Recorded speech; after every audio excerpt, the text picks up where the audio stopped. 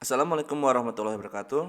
Kembali lagi di channel Software. Di video kali ini kita akan melanjutkan pembahasan mengenai siklus pembelian, di mana nanti kita akan fokusnya itu lebih ke pembayaran ya, pembayaran purchasing.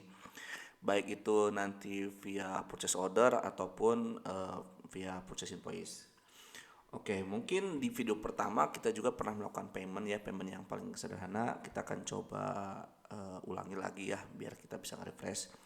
Oke, pertama teman-teman tinggal masuk ke faktor pembelian. Oke, misalkan kita bikin dulu, kita pilih suppliernya, misalkan Lotte Grosir, kemudian itemnya iPhone.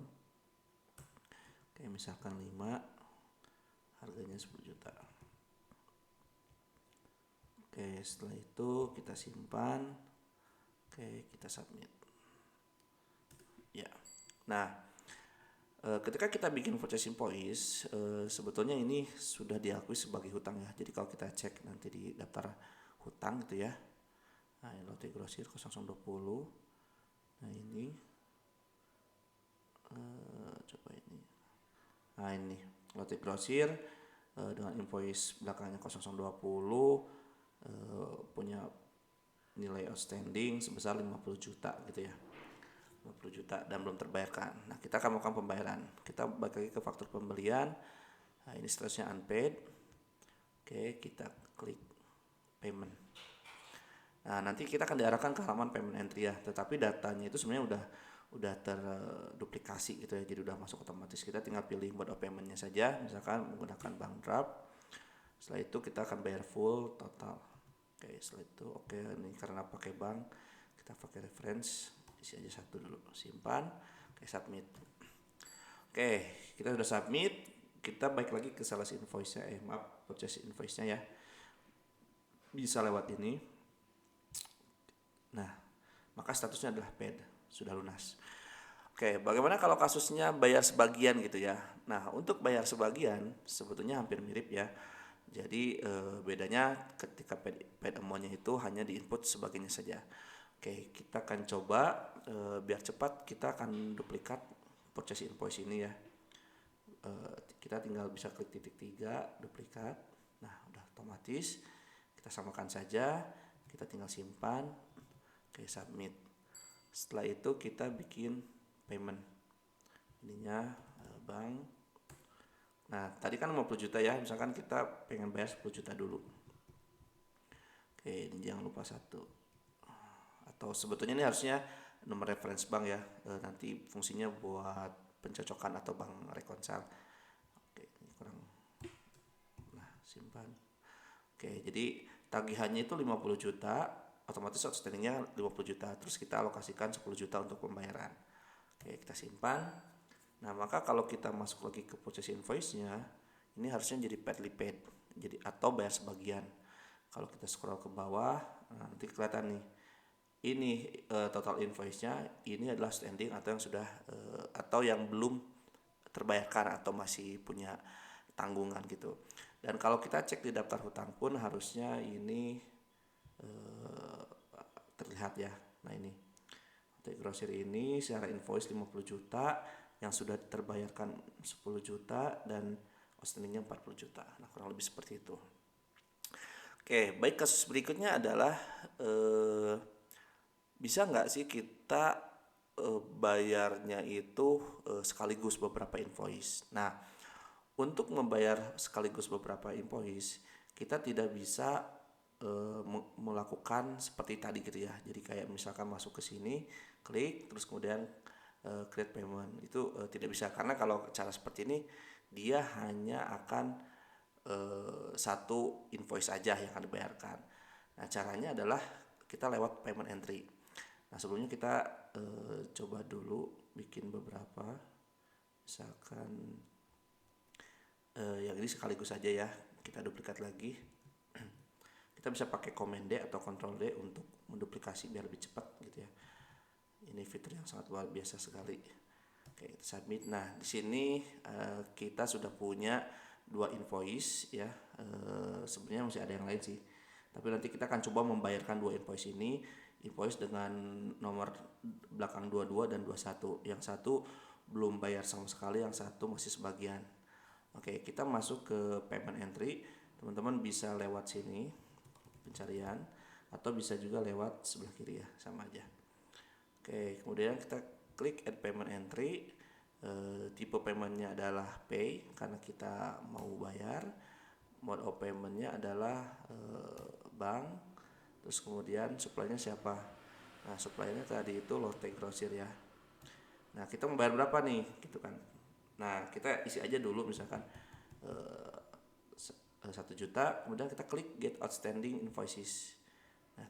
Nah, ini fungsinya adalah kita akan menarik seluruh invoice yang ada di si Lotte Grosir ini. Kita klik. Nah, di sini banyak ternyata. Tadi kita akan membayarkan yang kode 21 dan 22. Berarti yang ini akan kita hapus. Nah, di sini kan dua-duanya secara invoice 50 juta ya. Cuman yang satu udah terbayarkan 10 juta, jadi outstandingnya 40 juta. Misalkan kita mau bayar sekaligus gitu ya. Nah, berarti kita tinggal input 90 juta. Oke, nah maka dia akan otomatis terisi gitu. Bagaimana kalau misalkan sebagian tapi dibagi, itu sebenarnya bisa juga. Jadi kita tinggal isi 80 misalnya ya. Nah, maka dia akan otomatis seperti ini gitu. Atau misalkan kita pengen alokasiin untuk invoice ini dulu yang 50 juta. Boleh nggak? Boleh sekali gitu ya. Nggak masalah gitu kan. Nah, ini. Cuman ini nanti akan different amount dan ini nggak bisa kita submit, jadi kita sesuaikan. Berarti ini yang kurangnya kayak gitu. Nah, seperti ini. Oke. Kurang lebih seperti itu, tapi kita akan lunaskan dulu semuanya ya. Oke, ini total alokasinya udah 90 juta, tidak ada yang tidak teralokasikan. Kalau sudah oke, kita simpan. Oh ya, ini ya, nomornya satu aja, pertanggal hari ini. Oke, simpan. Oke, submit. Nah, maka kalau kita cek di faktur pembelian, harusnya ini udah lunas ke semuanya gitu. Nah, itu adalah bayar invoice sekaligus gitu ya. Nah, oke, selanjutnya adalah bagaimana kalau misalkan dia itu bayar tetapi bayarnya itu kurang tapi pengen dianggap lunas. Karena kalau misalkan dia bayarnya kurang, itu jatuhnya akan partly paid gitu ya, atau ibaratnya itu dianggap masih bayar sebagian. Nah, tentunya sisa belum bayarnya itu akan dikemanakan gitu ya. Jadi contoh misalkan kita mau bayar nih, atau kita bikin dulu invoice-nya dulu ya. Kita duplikat juga yang ini. Kita samakan aja, simpan. Oke, create payment. Nah, ternyata yang kita bayarkan itu sebetulnya tidak 50 juta misalkan ya. Ternyata misalkan kurang 49 gitu ya. Nah, misalkan kayak gini. Jadi bisa jadi kasusnya dari pihak supplier ngasih diskon nih 100.000. Udah invoice-nya tetap 50 juta tapi si 100.000-nya itu diberikan lah, dikasih gitu. Nah, kalau misalkan kita inputnya seperti ini gitu ya, maka ketika kita submit itu akan diakui sebagai belum bayar sebagian, jadi hanya bayarnya itu hanya sebagian. Kita masih punya kewajiban sebesar 100.000. Nah, supaya 100.000-nya itu dianggap sudah bayar juga, atau sebetulnya itu menjadi keuntungan kita gitu ya, karena kita dapat uang lebih. Nah, maka caranya itu adalah pertama, tetap paid amount-nya adalah 49.900.000, tapi di sini dialokasikannya itu adalah 50 juta. Jadi kita akan menolakkan si outstanding-nya itu. Nah, di sini nanti akan ada selisih 100.000. Nah, setelah itu 100.000 itu kita mau kemanakan? Kita klik rate of difference amount. Nah, di sini adalah kelebihan 100.000 itu kita akan kemanakan gitu ya. Jadi keuntungannya itu bisa jadi misalkan kita lebih, misalkan bisa jadi bikin pendapatan lain-lain gitu ya. Maksudnya itu kayak ada uang masuk atau ya keuntungan lah intinya itu gitu ya. Itu bisa kita masukkan gitu. Nah, di sini kebetulan saya belum ada akun yang ini. Untuk sementara kita oke, ini nggak apa-apa ya, kita harusnya ini jangan di HPP pembelian ya. Nanti teman-teman tinggal ganti aja si akunnya itu, kita submit. Nah, oke, harusnya di sini. Oke, ini belum otomatis. Oke, kita manual aja dulu. Oke, nah ini cost centernya. Oke, isi 100.000. Oke, kita simpan. Referensinya. Oke, nah maka harusnya 100.000. Oh, sebentar. 100.000. Mas 100.000. Oke. Masukkan ke sini. Ke center. Harusnya ini minus 100.000. Oke. Nah, ini harusnya 0. Nah, kalau udah 0, oke kita submit. Nah, ini adalah dimana kita melakukan pembayaran tapi kita kurang bayar tapi dianggap lunas. Jadi kalau kita masuk lagi ke invoice ini, maka dia otomatis menjadi lunas, kurang lebih seperti itu ya. Jadi nanti kalau kita lihat jurnalnya pun kurang lebih seperti ini. Nah, ini harusnya jangan masuk ke HPP ya. Jadi ini harusnya masuknya ke pendapatan lain-lain gitu ya. Jadi ada kelebihan, tapi uang yang berkurangnya itu nggak full 50 juta tapi hanya 49,9 juta, kurang lebih seperti itu. Nah, itu kasus untuk kita kurang bayar. Nah, gimana kalau lebih bayar? Nah, itu pun sebetulnya hampir mirip gitu ya. Oke, kita langsung praktekkan juga. Kita duplikat biar cepat, kita submit. Oke, kemudian kita create payment sama gitu ya, bank draft. Setelah itu, nah kita misalkan lebih bayar nih misalkan ya, ada alasan tertentu, intinya uangnya itu udah lebih gitu kan. Tapi kalau misalkan lebih, ini kan akan ada unallocated amount. Bisa jadi misalkan 100.000 itu kayak atau biaya transfer lah seperti ya, misalkan ya. Biar enak angkanya, misalkan biaya transfer sebesar 6.500. Nah, seperti ini gitu kan. Jadi uang yang keluar itu adalah 50 juta 6.500. Nah, tetapi yang dibayarkan ke supplier itu sebetulnya adalah 50 juta. Nah, 6.500 ini harus kita alokasikan ke tempat lain. Nah, kita masukin ke sini, ke deduct ini sebagai loss. Misalkan ada biaya harusnya ini biaya administrasi ya. Coba ada admin nggak? Bank beban admin bank aja gitu ya. Oke, cost centernya ke sini aja. Sebesar berarti ini 6.500. Oke, setelah itu kita coba simpan. Oke, nomor referensinya. Nah ini udah 0 ya. Intinya bahwa untuk usaha sawit ini harus kita nolkan. Nah, kalau sudah gitu ya, submit. Nah, maka kalau kita cek di ledgernya, nah di sini hutang kita berkurang 50 juta, tapi saldo kita di bank itu lebih 6.200 karena 6.200-nya itu untuk membayarkan beban administrasi bank. Nah, kurang lebih seperti itu. Itu untuk kasus yang lebih bayar dan dianggap sebagai lunas gitu ya. Tapi bisa juga kasusnya lebih bayarnya itu memang untuk deposit, itu bisa lakukan. Caranya sebetulnya kayak seperti tadi, tetapi kita jangan alokasikan itu ke beban atau ke biaya gitu. Nah, itu nanti akan ada deposit buat di sana. Oke, baik, selanjutnya itu adalah bagaimana membuat DP gitu ya. Down payment. Nah, biasanya kalau kita pembayaran itu kan kita masuk ke invoice itu ya untuk pembayaran. Nah, ini invoice-nya belum ada tapi kita pengen DP dulu dan dicatat sebagai down payment. Oke, caranya adalah kita masuk ke order pembelian. Oke, setelah itu kita klik purchase order, pilih suppliernya. Misalkan sama Edmond.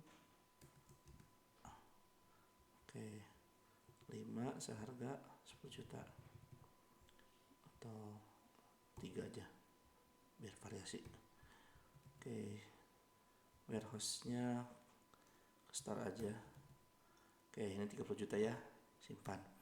Nah, PO ini atau purchase order ini kan sebetulnya belum menjurnal ya. Artinya memang bukan invoice dan belum ada pengakuan hutang. Tapi kita bisa melakukan DP.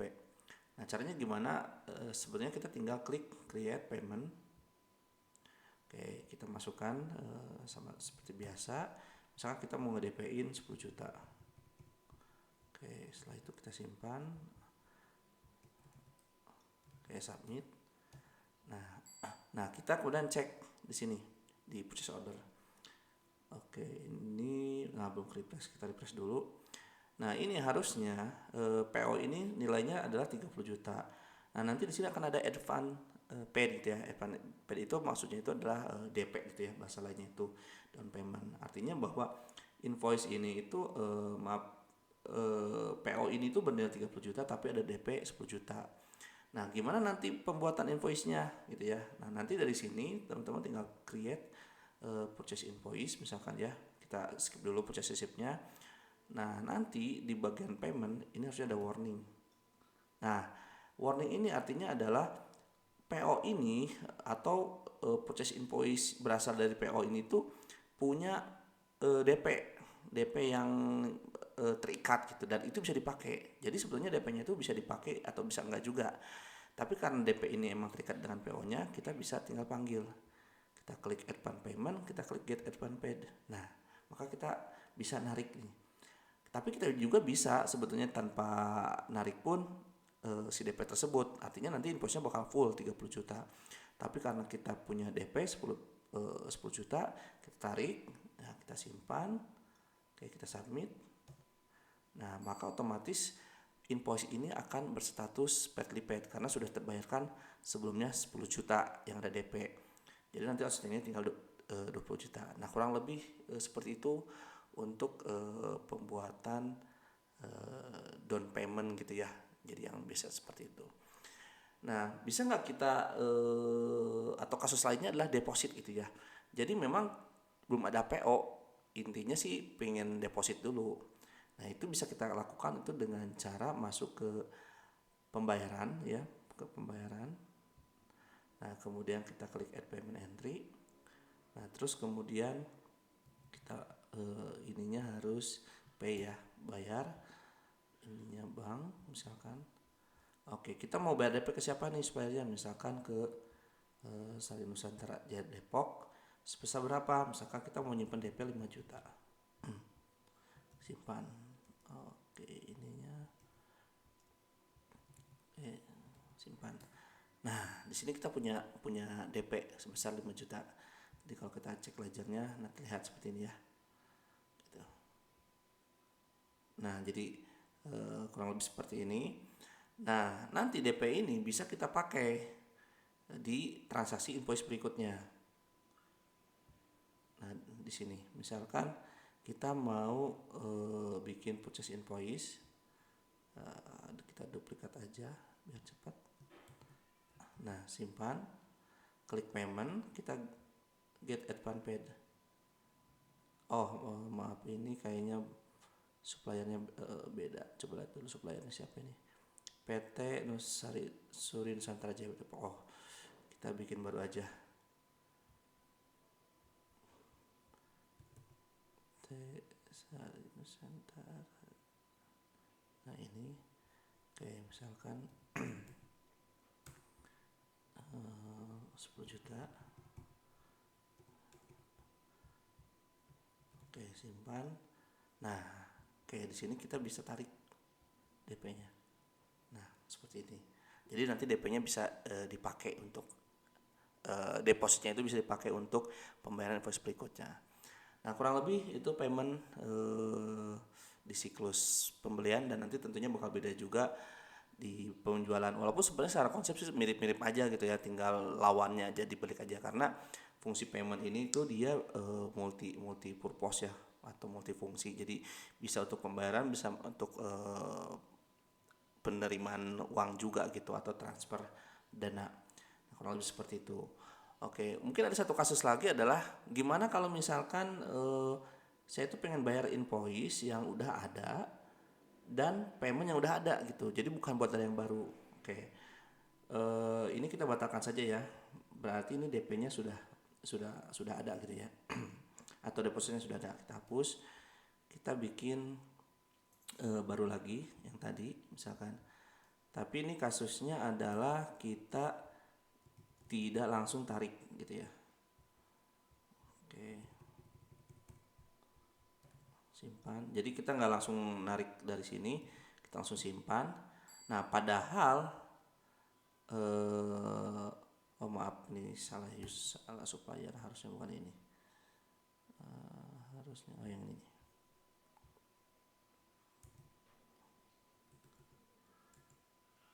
Nah, padahal si supplier ini tuh kita ada dana di sana gitu ya. Tapi kita nggak narik dan tiba-tiba kita keingetan, oh kita punya dana nih. Daripada kita melakukan pembatalan supaya dapat payment gitu ya, maka kita pakai namanya payment reconcile gitu ya. Kita cari di sini namanya payment reconcile. Nah, payment reconcile itu artinya adalah kita akan menyambungkan pembayaran yang kita miliki dengan invoice yang sudah terbit gitu ya. Jadi nanti pilih suppliernya. Nah, kemudian dari sini kita tinggal klik get and unreconciled entries. Nah, ada nih. Jadi ada purchase invoice yang sudah terbit, ada DP yang sudah atau deposit yang sebelum sudah kita input. Kemudian kita allocate kalau sudah. Nah, ini kalau memang kita mau mengalokasikan semuanya 5 juta untuk invoice yang 10 juta ini, oke, kita reconcile. Nah, maka reconcile selesai. Nah, nanti kalau kita cek di faktur pembelian, nah maka dia jadi partly paid gitu ya, karena sudah dibayarkan dibayarkan tapi dengan dana yang sudah ada seperti itu. Oke, baik, mungkin itu payment di purchase.